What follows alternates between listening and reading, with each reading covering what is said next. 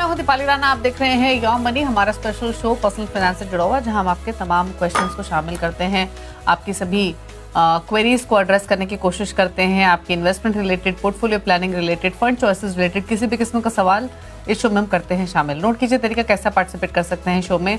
आप WhatsApp, email या social platforms के थ्रू कनेक्ट कर सकते हैं। 7045220000 पर व्हाट्सएप नंबर है। yourmoney@nw18.com हमारी ईमेल आईडी है। फेसबुक, ट्विटर पर जाएंगे तो #AskAwaz लिखकर अपने सवाल आप हमें लिख भेजिए। हमारे साथ हैं आज वाइस इन्वेस्ट के सीईओ हेमंत रुस्तगी, आपके सभी क्वेरीज को आंसर करने के लिए। हेमंत जी नमस्कार, स्वागत है आपका। और क्वेरीज ले उससे पहले बात करेंगे रिटायरमेंट प्लानिंग के जो ट्रेडिशनल इन्वेस्टमेंट टूल्स हैं उनकी वर्सेस म्यूचुअल फंड्स। तो आपसे जानना चाहेंगे कि क्या सही तरीका है या फिर कॉम्बिनेशन ऑफ कौन कौन से इन्वेस्टमेंट टूल्स बेटर रहेगा अगर कोई भी रिटायरमेंट प्लानिंग कर रहा है। ईपीएफ, एनपीएस पुराने इंस्ट्रूमेंट हैं और म्यूचुअल फंड्स एक अलग तरीका है अपने किसी भी गोल को पूरा करने के लिए। तो क्या सजेशंस आपके हैं, क्या फर्क है इन तीनों के ही इन्वेस्टमेंट नेचर में, क्या सलाह है आपकी?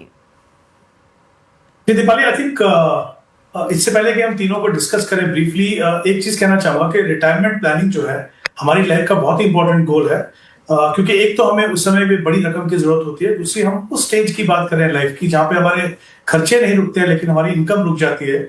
तो वो कुछ इंपॉर्टेंट एस्पेक्ट को हमें देखने की जरूरत है जब भी हम रिटायरमेंट प्लानिंग करें। एक तो ये कि जो एक्यूमुलेशन फेज है, यानी जिस फेज में हम पैसा इकट्ठा कर रहे हैं वहां पे किस तरह की रिटर्न मिल सकती है हमको, वो रिटर्न कितने टैक्स एफिशिएंट हैं। फिर रिटायरमेंट के बाद हम रेगुलर इनकम कैसे जनरेट करें और क्या टैक्स एफिशिएंसी है। तो कुछ इंपॉर्टेंट फैक्टर्स को हमेशा ध्यान रख के हमें अपनी चॉइसेस को लेना पड़ेगा। तीनों की जो बात की है, अगर हम शुरुआत करें एम्प्लॉइज प्रोविडेंट फंड से, ये देखिए, ये जो ऑप्शन अवेलेबल है ये जो ऑर्गेनाइज सेक्टर में, प्राइवेट सेक्टर में जो लोग एम्प्लॉइज हैं उनके लिए अवेलेबल है। जो गवर्नमेंट एम्प्लॉइज हैं उनके लिए तो एनपीएस एक जरिया है अपना रिटायरमेंट कॉर्पस बनाने के लिए। ऑफकोर्स उसके अलावा अगर वो चाहें तो म्यूचुअल फंड को देख सकते हैं, लेकिन अगर हम प्राइवेट सेक्टर में जो एम्प्लॉइज हैं उनकी बात करें तो उनके पास ये ऑप्शन है ईपीएफ की। ईपीएफ एक तरह से हम कह सकते हैं कि डेट ओरिएंटेड प्रोडक्ट है, गारंटीड रिटर्न मिलते हैं। अभी 24-25 के जो फाइनेंशियल ईयर है उसमें जो इंटरेस्ट रेट था वो 8.25 था, जो ऑब्वियसली वो टैक्स फ्री है। तो सेफ्टी है वहां पे। अभी तक जो रिटर्न्स हैं वो अच्छे हैं। आप ओवर द लॉन्गर टर्म आप इन्फ्लेशन को भी बीट करते हैं क्योंकि आपके टैक्स एफिशिएंसी आपके पास। तो ऑब्वियसली ये जो सैलरीड क्लास है उनके पास, हालांकि ये ऑप्शन है कि 15,000 की सैलरी के ऊपर आप उसका मेंबर बनना चाहते हैं कि नहीं, लेकिन अमूमन सारे लोग जो एम्प्लॉइज हैं वो बनते हैं। तो जो सैलरीड क्लास है प्राइवेट सेक्टर में, उनमें तो ईपीएफ एक इंपॉर्टेंट रोल प्ले करता ही है। अगर हम सेल्फ एम्प्लॉयड की बात करें तो वहां पे ऑब्वियसली ईपीएफ नहीं होगा, तो उनको चूज करना है कि एनपीएस ले या तो फिर म्यूचुअल फंड ले। एनपीएस की अगर मैं बात करूं तो वहां पे आपके पास देखिए दो तरह की ऑप्शन होती हैं। एक तो ये कि आप खुद से डिसाइड कर सकते हैं कि कितना पैसा किस एसेट क्लास में डालें। तो एक्टिव चॉइस है जिसमें इक्विटी है। इक्विटी में आप मैक्सिमम 75% डाल सकते हैं up to the age of 50। उसके बाद वो 2.5% से कम होता है up to the age of 60। तो एक तो ये ऑप्शन है। उसके अलावा कॉर्पोरेट बॉन्ड में आप पैसा लगा सकते हो, गवर्नमेंट सिक्योरिटीज में आप पैसा लगा सकते हो, और चौथी ऑप्शन होती है ऑल्टरनेट एसेट जैसे रीट्स और एआईएफ, उसमें 5% पैसा आप लगा सकते हो। अगर आप खुद से नहीं करना चाहते हो तो फिर वहां पे ऑटो चॉइसेस है जहां पे एलसी 75, 50 और 25 है, यानी कितना कितना पैसा इक्विटी में वो डिसाइड होता है एक मैट्रिक्स के द्वारा। और अगर आप कुछ भी चुनते नहीं है तो फिर बाय डिफॉल्ट एलसी 50 आपको मिलता है। तो यहाँ पे हम क्या देख रहे हैं कि आप एसेट एलोकेशन अच्छे से हो सकती है आपकी।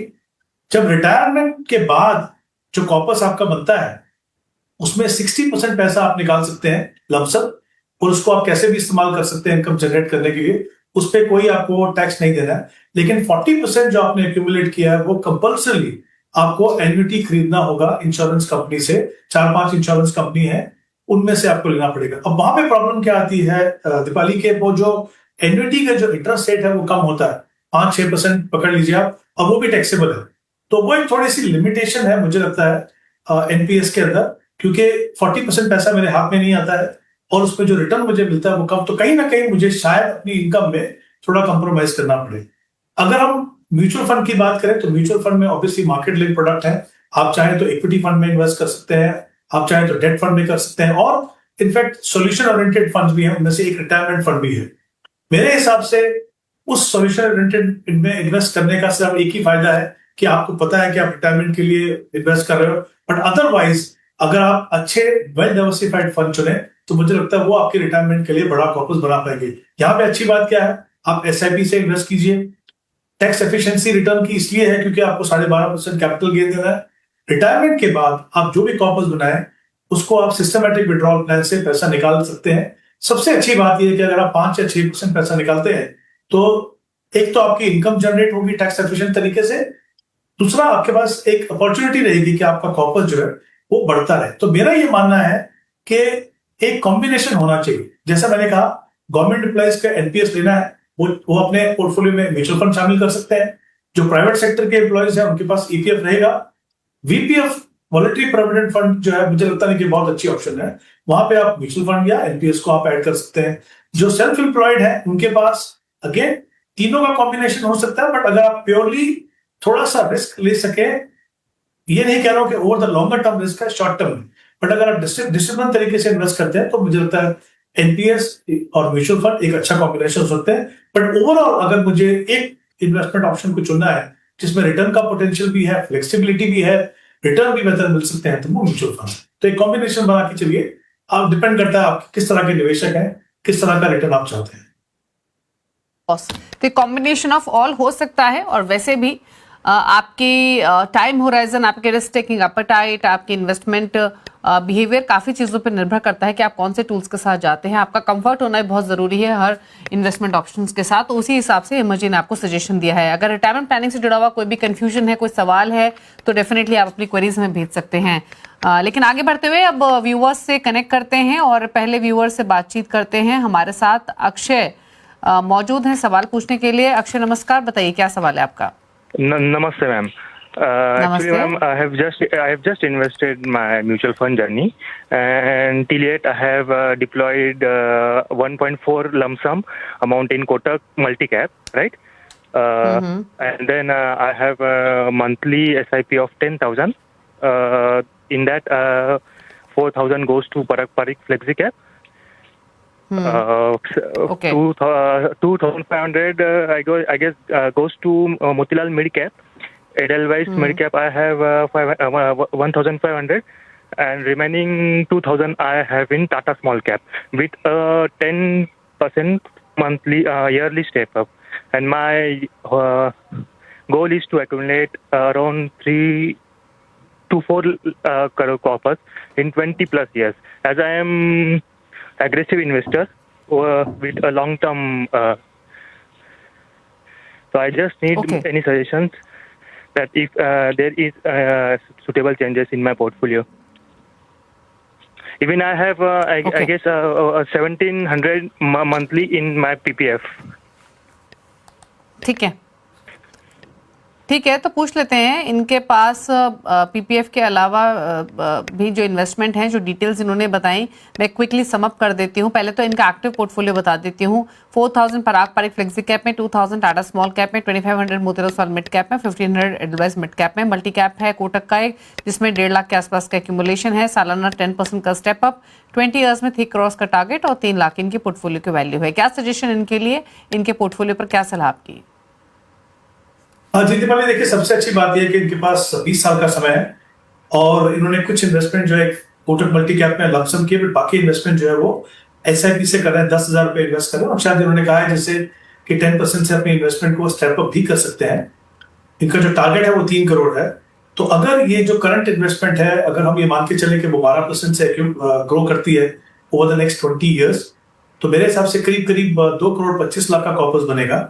ऑब्वियसली उसमें एक शॉर्टफॉल है, तो उसको पूरा करने के लिए एक डिसिप्लिन तरीका ये होगा कि अपनी जो स्टेप अप है वो 10% की जगह अगर 14% करे तो अपने लक्ष्य तक पहुंच पाएंगे। ये ऑफ कोर्स एक बहुत ही एफिशिएंट तरीका है अपना बड़ा कॉर्पस बनाने के लिए, लेकिन ये काफी चैलेंजिंग भी होगा। तो अक्षय को थोड़ा सा बड़े फोकस तरीके से इसके ऊपर काम करना होगा। अब अगर मैं इनके पोर्टफोलियो की बात करूं, जहां पे एसआईपी कर रहे हैं, 4 फंड्स हैं, उसमें 2 जो फंड्स हैं वो मिड कैप है। तो मुझे लगता है कि पराग पारिक फ्लेक्सी कैप में आप कंटिन्यू कीजिए, टाटा स्मॉल कैप में कंटिन्यू कीजिए, मोतीलाल ओसवाल मिड कैप में आप कंटिन्यू कीजिए। जो 1,500 रुपए की एसआईपी जो आप एडलवाइस में कर रहे हैं, वो आपका एक फंड है कोटक मल्टी कैप, जहां पे आपने एक लमसम इन्वेस्ट किया है, तो वो SIP अगर आप कोटक मल्टी कैप में करें तो मुझे लगता है वो बेहतर ऑप्शन होगी, क्योंकि उस फंड में आपको तीनों के तीनों सेगमेंट में एक डिसिप्लिन तरीके से आपको एक्सपोजर मिलेगा, और जो ओवरलैप है वो थोड़ा वो निकल जाए। तो एक चेंज करना है उनको, और जैसा मैंने कहा कि इनको अपनी SIP को 14% से स्टेप अप करना होगा इंस्टेड ऑफ 10%। ओके, चलिए, तो ये रही सलाह आपके पोर्टफोलियो को लेकर, थोड़ा सा बदलाव आपको सजेस्ट किया गया है। रही बात आपके गोल की, तो एग्जिस्टिंग SIP से 3 करोड़ का टारगेट आप लेके चल रहे हैं, 12% आप ऑलमोस्ट 2-2.25 करोड़ के आसपास की राशि इकट्ठा कर लेंगे। बात करते हैं राम कुमार से, रांची से अगले व्यूअर हमारे साथ कनेक्टेड हैं। राम नमस्कार, पूछिए सवाल। हाँ ma'am, good evening. Good evening sir, बताइए अपना सवाल। मैम, हमको जानना था कि मेरा जो म्यूचुअल फंड सही है कि नहीं है, और मेरा गोल जो है वो अचीव होगा कि नहीं होगा। ओके, और तो पहले मैं आप सजेशन जी बोलिए। अगर कोई चेंज करना हो तो।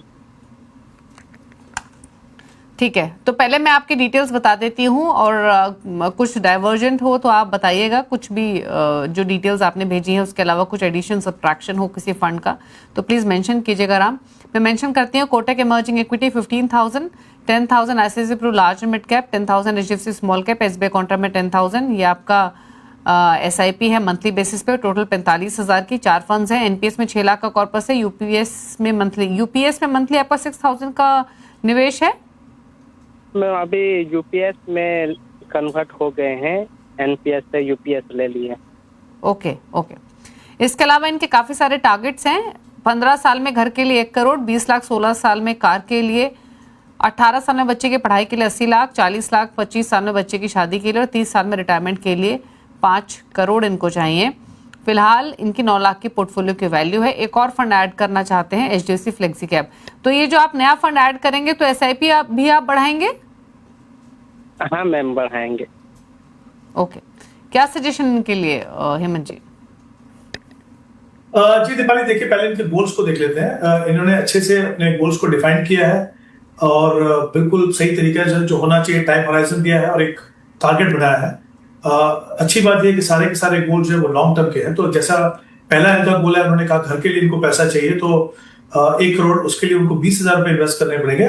क्योंकि सारे के सारे टाइम होराइजन 15-16 साल या उससे ज्यादा है, तो हमने ये मान के चले कि हम 12% का एनुअलाइज रिटर्न यहाँ पे एज्यूम किया हमने। कार के लिए 16 साल के बाद उनको पैसा चाहिए, तो वहां पे 4,000 की SIP करनी है। और चाइल्ड एजुकेशन के लिए 18 ईयर्स में 80 लाख चाहिए उनको, 11,000 की SIP करनी होगी।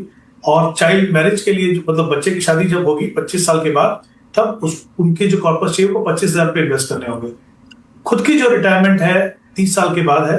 2-3 चीजें हैं, एक तो इनका पैसा NPS में इन्वेस्ट कर रहे हैं, और ये जितनी भी मैंने इन्वेस्टमेंट टोटल की बात की वो करीब 37,500 है, जबकि करंटली उनकी इन्वेस्टमेंट जो है वो SIP से 45,000 है। तो ऑलरेडी जो एक्स्ट्रा पैसा है वो हम अगर रिटायरमेंट गोल के लिए अलाइन कर दे, तो मुझे लगता है कि अपना गोल वो जो है, हालांकि उन्होंने कहा कि UPS में उन्होंने कन्वर्ट किया है, तो I think from the point of view pension और एक्यूमुलेटेड कॉर्पस, ये जो है इनकी जो करंट इन्वेस्टमेंट है वो आई थिंक पूरी होगी। ऑफ कोर्स इनके पास बहुत लंबा समय है, कोशिश करना चाहिए इनको कि अगर ये 45,000 की SIP कर रहे हैं, अगर ये वो 10% से भी बढ़ाते हैं आगे जाके, क्योंकि मुझे लगता है कुछ गोल थोड़े रियलिस्टिक नहीं है, थोड़े कंजर्वेटिव टारगेट है, उसको रिवाइज करने की जरूरत पड़ेगी, स्पेशली बच्चों की एजुकेशन का जो है, और इवन रिटायरमेंट के लिए, मतलब 30 साल के बाद शायद उसका पूरा पैसा पर्याप्त ना हो। तो अगर आप 10% से अपनी SIP स्टेप अप करेंगे, तो आपका जो कॉर्पस है कहीं ज्यादा बनेगा, और वो आपको एक अपॉर्चुनिटी देगा कि आप अपने इंपॉर्टेंट गोल्स के लिए बड़ा पैसा बना सको। ओवरऑल जैसा इन्होंने कहा, HDFC फ्लेक्सी कैप इनको इंक्लूड करना है, अच्छा फंड है, बहुत ही कंसिस्टेंटली परफॉर्म कर रहा है, लॉन्ग टर्म ट्रैक रिकॉर्ड है, आप बना सकते हैं। और बाकी जो फंड्स है, आई थिंक आपने कैटेगरी के पॉइंट ऑफ व्यू से और फंड सिलेक्शन के पॉइंट ऑफ व्यू से अच्छे फंड्स हैं। मुझे लगता नहीं आपको अपने पोर्टफोलियो में एज सच कोई चेंज करने की जरूरत है। ओके, तो पोर्टफोलियो आपका बढ़िया है, आप जो आपने लक्ष्य रखे हैं उससे ज्यादा ही इन्वेस्ट कर रहे हैं, तो बहुत कंफर्टेबली आप अपने लक्ष्य को हासिल कर लेंगे, उससे ज्यादा ही एक्यूमुलेट कर लेंगे। इन्वेस्टेड रहिए, टाइम टू टाइम अपने पोर्टफोलियो को रिव्यू करते रहिए, योर मनी है आपकी मदद करने के लिए हमेशा। बात करते हैं अगले व्यूअर से, और अगले व्यूअर हमारे साथ हैं शशि कांत यादव, दिल्ली से सवाल पूछने के लिए। शशि जी नमस्कार, पूछिए अपना सवाल।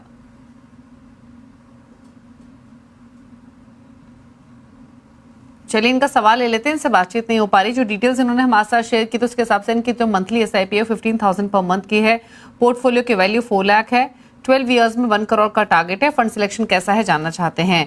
कौन से फंड्स हैं? 4,000 per month Motilal Oswal mid cap में, 3,000 पर मंथ है पराग पारिक फ्लेक्सी कैप, 3,000 है टाटा डिजिटल इंडिया में, 3,000 डिप्लॉय कर रहे हैं Motilal Oswal large and mid cap में। ये इनका पोर्टफोलियो है। और साथ ही टाटा स्मॉल कैप में एक 2,000 की एसआईपी है। तो टोटल एसआईपी अमाउंट 15,000। क्या सजेशन? जी दीपाली, आई थिंक 15,000 की एसआईपी है। करंट वैल्यू जैसा आपने कहा 4 लाख है उनका, तो 1 करोड़ का टारगेट है। 12 साल का समय है। अगर फिर से अगर हम यहाँ पे 12% का रिटर्न मान के चले तो करीब करीब 62 लाख का कॉर्पस बनेगा। तो ऑब्वियसली शॉर्टफॉल है वहां पे, उसको पूरा करने के लिए उनको अपनी एसआईपी को 10,000 रुपये से बढ़ाना होगा। जितना जल्दी हो सके अपनी एसआईपी अमाउंट को बढ़ाएं ताकि उनको समय मिले कि वो अपना जो गैप है टारगेट और जो एक्यूमुलेटेड कॉर्पस हो सकता है उसको पूरा करने के लिए उनको अपॉर्चुनिटी मिले। तो 10,000 से अपनी एसआईपी बढ़ाइए। जहां तक फंड्स का सवाल है, मुझे लगता है जो वेल डाइवर्सिफाइड कैटेगरीज के जो फंड है, Parag Parikh flexi cap, Motilal Oswal mid cap, Motilal Oswal large and mid cap, Tata small, बहुत ही अच्छे फंड्स हैं। काफी अच्छा ट्रैक रिकॉर्ड है इनका, लॉन्ग टर्म ट्रैक रिकॉर्ड है। उनको कुछ भी करना नहीं है, आप उसमें कंटिन्यू कीजिए।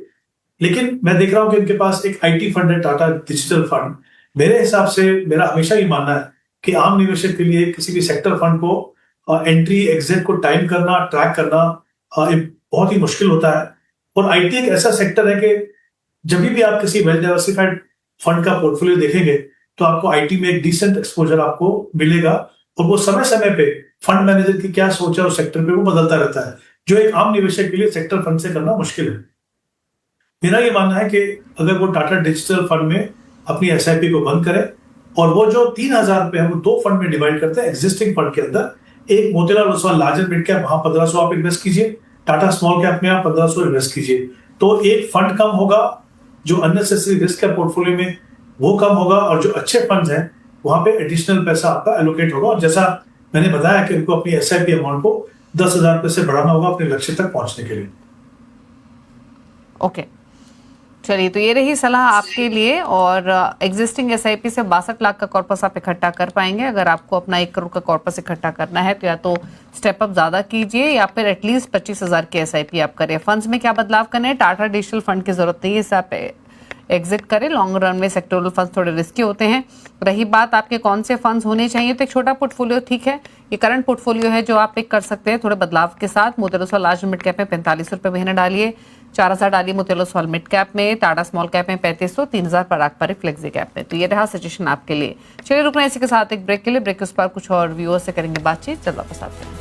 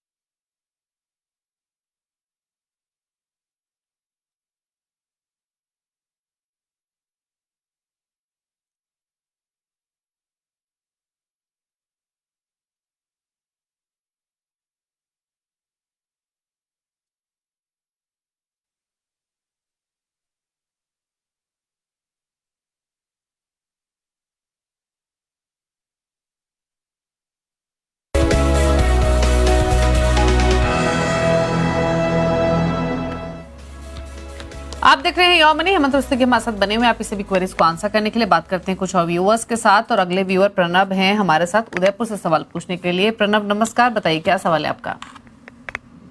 नमस्ते मैडम। मैं उदयपुर त्रिपुरा नमस्ते। से बात कर रहा हूँ, प्रणब। मैम मेरा ये पोर्टफोलियो में मैं लास्ट कुछ महीने से मतलब इन्वेस्ट कर रहा हूँ और पोर्टफोलियो का वैल्यू अभी लगभग मोर देन मतलब अभी 40 लाख के आसपास है और बाकी अभी मेरा मौजूदा SIP है 60 लाख का मैडम। तो अभी 10 साल में 3 करोड़ का लक्ष्य है और सालाना स्टेप अप कर सकते हैं 10% का। और फंड्स जो है मैंने शेयर किया हुआ है, एक SBI का मल्टी कैप है, उसमें 10,000, देन पराग पारिक फ्लेक्सी में 10,000, ICICI प्रूडेंशियल वैल्यू में 10,000 है, इन्वेस्को कॉन्ट्रा में 10,000 है, इडेलवाइस मिड कैप में 10,000 है और बंधन के स्मॉल कैप में मैडम 10,000 है। अभी मतलब इस टाइम पे मैं इतना टारगेट अचीव कर पाऊंगा क्या, वो जानना है। और मेरा फंड सिलेक्शन सही है क्या मैडम, बाकी क्या सुधार कर सकते हैं उसका सजेशन चाहिए मैडम। ओके, तो हेमंत जी इन्होंने अपने SIP तो बताई, 6 फंड्स हैं इनके पास, 60,000 के SIP 10,000 ईच, 30 लाख इन्होंने लमसम डाले हुए हैं, 10 लाख डाले निप्पॉन इंडिया लार्ज कैप में, 10 लाख पराग पारिक फ्लेक्सी कैप में, 10 lakh ICICI Pru value discovery में। 3 करोड़ का लक्ष्य है 10 साल में और 10% स्टेप अप भी कर रहे हैं। करंट पोर्टफोलियो की वैल्यू 60 लाख है और 40 लाख, माफ कीजिए। बताइए क्या सजेशन इनके लिए।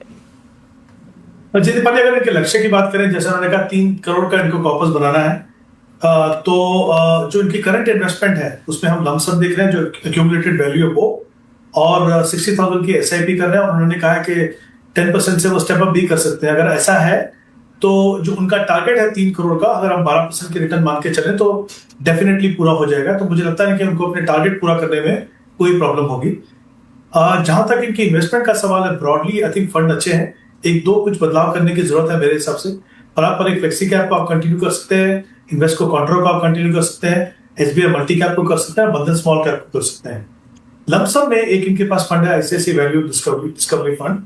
वो जो फंड है, क्योंकि उनके पास ऑलरेडी एक फंड है इन्वेस्को कॉन्ट्रा, तो मेरे हिसाब से वो जो पैसा आपने वहां पे इन्वेस्ट किया लमसम, वो आप इन्वेस्को कॉन्ट्रा में इन्वेस्ट कर दीजिए, क्योंकि वहां पे आप ऑलरेडी एक SIP कर रहे हैं। तो ओवर ए पीरियड टाइम आपकी एवरेजिंग भी अच्छी होगी और मुझे लगता है कि रिटर्न जो है आपके बेहतर हो सकते हैं। ICICI वैल्यू जो फंड की जो SIP है वो 10,000 की, वो जो फंड है उसको आप ICICI Pru large and mid cap ले लीजिए उसके बदले में, क्योंकि एक कॉन्ट्रा फंड आपके पास है, तो हम एक लार्ज एंड मिड कैप आपके पोर्टफोलियो में शामिल करते हैं जो काफी कंसिस्टेंटली परफॉर्म कर रहा है, जो ICICI लार्ज एंड मिड है। मिड कैप कैटेगरी में मुझे लगता है कि इन्वेस्को इडलवाइस मिड कैप से मोतीलाल ओसवाल मिड कैप एक बेहतर ऑप्शन हो सकती है। तो वो एक बदलाव करना है, तो 2 बदलाव करने हैं और थोड़ा सा पोर्टफोलियो रीअलाइन कर रहे हैं। और जैसा कहा मैंने कहा कि शुरुआत में कि 12% का रिटर्न भी अगर हम मान के चलते हैं ओवर द डिफाइंड पीरियड, तो आपका टारगेट पूरा होगा। लेकिन ये चेंजेस करने से मुझे लगता है कि पोर्टफोलियो में रिटर्न की जो चांसेस हैं वो थोड़े इंप्रूव हो जाते हैं। ओके, चलिए, तो ये रही सलाह आपके पोर्टफोलियो को लेकर। थोड़े बदलाव आपको सजेस्ट किए गए हैं। 2 फंड से आप निकलिए ICICI Pru value discovery advice mid cap से, बाकी फंड्स में आप इन्वेस्टेड रहिए। 2-3 फंड्स आपको सजेस्ट किए गए हैं जो आप ऐड कर सकते हैं पोर्टफोलियो में, जिन फंड से आप निकल रहे हैं उनकी जगह, जिसमें Invesco India Contra, ICICI large mid cap, Motilal Oswal mid cap है। रही बात आपके गोल की, आसानी से कंफर्टेबली आप अपने गोल को हासिल कर लेंगे। बात करते हैं अगले व्यूअर से। नवीन हैं जिन्होंने ईमेल के थ्रू सवाल भेजा है। 35 साल इनकी उम्र है, 20,000 की SIP इनको करनी है 20 ईयर्स के लिए। किन फंड्स में करें जानना चाहते हैं। टारगेट्स इन्होंने शेयर किए, 15 ईयर्स में बच्ची के एजुकेशन के लिए 2 करोड़, 20 ईयर्स में रिटायरमेंट के लिए 4 करोड़। देखिए, दोनों के दोनों गोल्स हैं, वो लॉन्ग टर्म गोल्स हैं। 15 साल और 20 साल का समय टारगेट है। 2 करोड़ बच्चे के एजुकेशन के लिए, 4 करोड़ उनके अपने रिटायरमेंट के लिए। तो अगर हम यहाँ पे 12% का रिटर्न मान के चले तो दोनों के दोनों गोल्स के लिए इंडिविजुअली 40-40 हजार रुपए की SIP करनी है। कुल मिलाकर उनको 80,000 की SIP करनी है। अगर वो उनके लिए पॉसिबल नहीं है एक साथ बढ़ाना, तो फिर दूसरे ऑप्शन ये है कि दोनों गोल्स के लिए 20-20 हजार की SIP करें। अभी जो उन्होंने कमिट किया वो 20,000 की SIP है, बट उनको दोनों में 20-20 हजार रुपए की SIP करनी होगी। और उसको अगर वो 10% से स्टेप अप करते हैं ओवर द डिफाइंड पीरियड 15 और 20 साल, तो अपने लक्ष्य तक पहुंच पाएंगे। तो पहली बात तो अच्छी बात यह है कि इनके पास समय है, लेकिन यहाँ पे इनको फोकस करना है कि किस तरीके से अपने इन्वेस्टमेंट को बढ़ाना चाहेंगे, एक साथ बढ़ाना चाहेंगे या फिर स्टेप अप करके बढ़ाना चाहेंगे। तो वो एक डिसीजन उनको लेना है। दूसरी बात, अगर हम इनके जैसे उन्होंने कहा कि 20 हजार में इन्वेस्ट करना है, तो मेरी रिकमेंडेशन ये है कि वो 4 फंड ले लें अपने पोर्टफोलियो में। HDFC flexi cap, Motilal Oswal mid cap, बंधन स्मॉल कैप और कोटक मल्टी कैप, इन चारों फंड में आप 5,000 ईच अगर आप इन्वेस्ट करें SIP से, उसी में आप स्टेप अप करके अपनी इन्वेस्टमेंट अमाउंट को बढ़ा सकते हैं। तो इस तरह से आप शुरुआत कीजिए और दोनों के दोनों गोल जो है वो इस पोर्टफोलियो से अलाइन कर सकते हैं। ओके, तो ये सलाह आपके लिए दी गई है। आपको अपने गोल को हासिल करने के लिए SIP एलोकेशन इंक्रीज करना पड़ेगा। 20,000 के SIP से दोनों गोल हासिल करना पॉसिबल नहीं है। तो जैसे ही मुझे ने सजेस्ट किया कि आप 20-20 हज़ार के दोनों गोल्स के लिए आपको 20,000 ईच करना पड़ेगा और फिर 10% स्टेप अप करना पड़ेगा। तो 40,000 के साथ तो स्टार्टिंग करनी ही पड़ेगी अपने गोल को हासिल करने के लिए। अगर ऐसा कर सकते हैं उस हिसाब से आपको सजेशन दिया गया है। लेकिन अगर करंटली 20,000 की SIP ही आपको करनी है तो उस हिसाब से 4 फंड्स आपको रेकमेंड किए गए हैं। HDFC फ्लेक्सी कैप में 5,000 डालिए, मोतीलाल ओसवाल मिड कैप में 5,000, बंधन स्मॉल कैप में 5,000 और कोटक मल्टी कैप में 5,000 डालने की सलाह है। ये 20,000 का पोर्टफोलियो आपको रेकमेंड किया गया है, लेकिन गोल को हासिल करने के लिए आपको ज्यादा SIP की जरूरत पड़ेगी और ज्यादा स्टेप अप करने की जरूरत पड़ेगी। तो ये है सजेशन। लेकिन चलिए पूछ लेते हैं हेमंत जी के टॉप 4 फंड्स। हेमंत जी बताइए सजेशंस आपकी तरफ से टॉप 4 फंड्स के। जी Deepali, large and mid cap category में ICICI Pru large and mid cap में Invesco mid cap, multi cap, Kotak multi cap और बंधन स्मॉल कैप, ये 4 फंड्स हैं। डाइवर्सिफाइड कैटेगरी के फंड्स हैं, डिफरेंट सेगमेंट में आपको एक्सपोजर देंगे। और जैसा मैं हमेशा कहता हूँ, ये जो फंड्स उस तरीके से चुने जाते हैं कि चाहे आप नए निवेशक को शुरुआत करने वाले या फिर एग्जिस्टिंग इन्वेस्टर हो, ये फंड्स को अपने पोर्टफोलियो में कंसीडर कर सकते हैं। ओके, चलिए तो ICICI Pru large and mid cap, Invesco India mid cap, ये फंड सजेस्ट किए हैं हेमंत जी ने। साथ ही Bandhan small cap, Kotak multi cap, ये फंड्स हैं। तो चारों फंड्स को एज अ कंप्लीट पैकेज पूरे पोर्टफोलियो के हिसाब से पिक कर सकते हैं लॉन्ग टर्म व्यू के साथ। Thank you Hemant ji show में आने के लिए और सभी क्वेरीज को आंसर करने के लिए। Thank you. इसी के साथ एक ब्रेक का वक्त हो गया है। योर मनी में तो इतना ही। ब्रेक के बाद भी खबरें जारी। नमस्कार।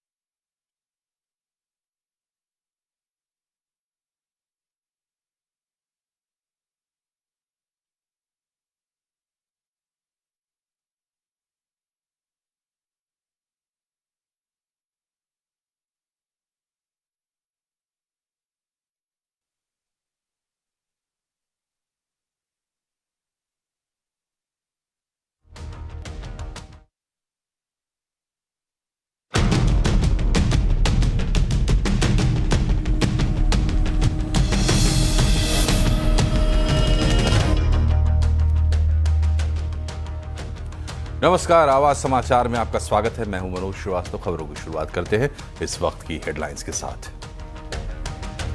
सेहत का हवाला देकर जगदीप धनखड़ का उपराष्ट्रपति पद से इस्तीफा, राष्ट्रपति ने किया मंजूर। विपक्षी पार्टियों ने उठाए सवाल। इधर राष्ट्रपति से मिले